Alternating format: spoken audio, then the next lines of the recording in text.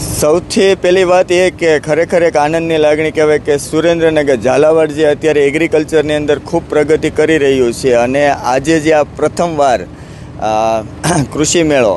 ખેડૂત પોથી દ્વારા જે થઈ રહ્યો છે તો ખૂબ જ સારું આયોજન થઈ રહ્યું છે અને ઘણી બધી કંપનીઓ આની અંદર ભાગ લઈ રહી છે. અમારી કંપની કર્તવ્ય સીડ્સ પણ અહીં ભાગ લઈ રહીને આયોજનની વાત કરીએ તો અત્યાર સુધીમાં જે કોઈ મેળા થયા એમાં ખરેખર એક અલગ પ્રકારનું સાથે ને સાથે ખેડૂતો માટે પરિસંવાદ કે જે નોલેજ મળવું જોઈએ એના માટે પણ એક વ્યવસ્થા કરવામાં આવેલી છે. તેમજ અલગ અલગ કંપનીઓ દ્વારા જે નવી ટેકનિકો છે, ઓજારો છે, બિયારણની અંદર નવી ટેકનિકો હોય,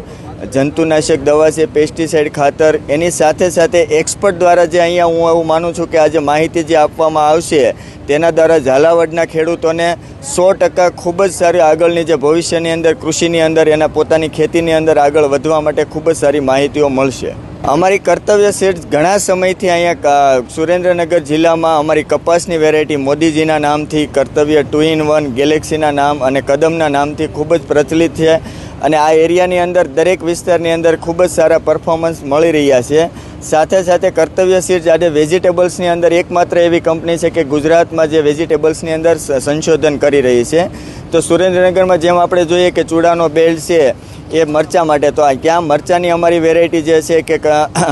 મેજિક કરીને છે, કર્તવ્ય 101 કરીને છે, એને પણ ખૂબ જ સારા પરફોર્મન્સ અને ઘણા બધા ખેડૂતો અપનાવી રહ્યા છે.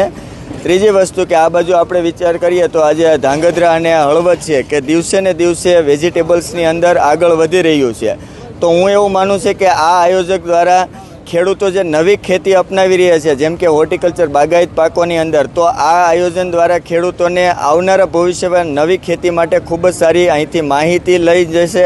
નવી ટેકનિકો, નવી વેરાયટીઓ વિશે જાણીને જશે.